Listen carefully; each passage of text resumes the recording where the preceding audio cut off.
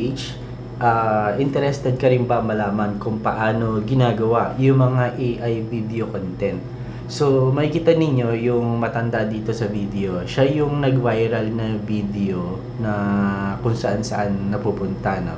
So, gumawa ako ng video na nag-i-endorse siya ng isang produkto or isang company, no? So, ito ipapakita ko kung paano siya gagawin. So, before na mag-detail ako, i-play muna natin yung video.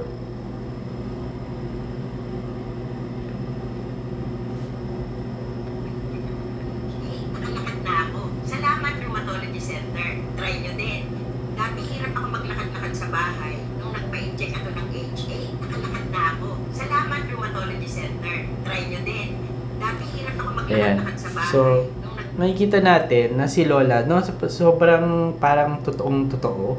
So, kita ninyo yung ilaw, yung detalye, yung bahay niya, yung kahoy, yung damit, yung hand gestures niya, 'di ba? Yung timing ng paghawak niya sa tuhod kasi nga mayroon daw siyang arthritis na gumaling dahil sa rheumatology center. So, lahat yan, hindi yan coincidence, hindi yan AI ang nag-isip, ikaw ang mag-iisip niyan. So, para kang direktor ng isang pelikula. So, yan ang kailangan mong ma-master. Okay, so gamit ko nga pala is yung Gemini na app sa cellphone. And, makikita ninyo, ito yung prompt na ginamit ko para makagawa ng isang parang video na ganyan na sobrang dekalibre.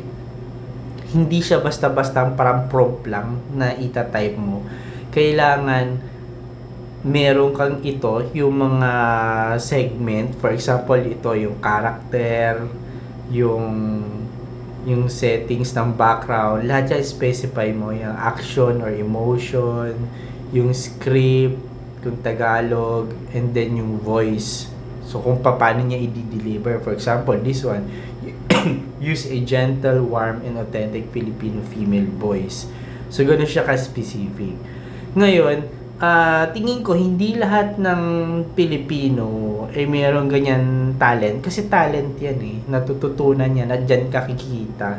So, kung gusto mong matuto kung paano kina-craft yung ganyang, dapat yan poetic ka. Alam mo yun, dapat makata ka pag gumagawa ka ng isang video. Kaya tingin ko hindi rin lahat ng Pilipinos makagawa ng dekalibreng video na gawa ng AI. Kasi nandun yung pagiging makata dapat eh. Pero like ng sining sa Pilipino, 'di ba? Pwedeng matutunan 'yan at pwede kitang matrain.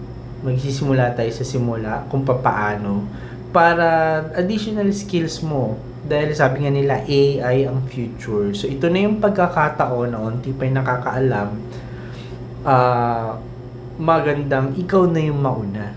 So, pwede mo ako i-message dito sa Facebook page or mag-comment ka lang, no, kung gusto mo matuto.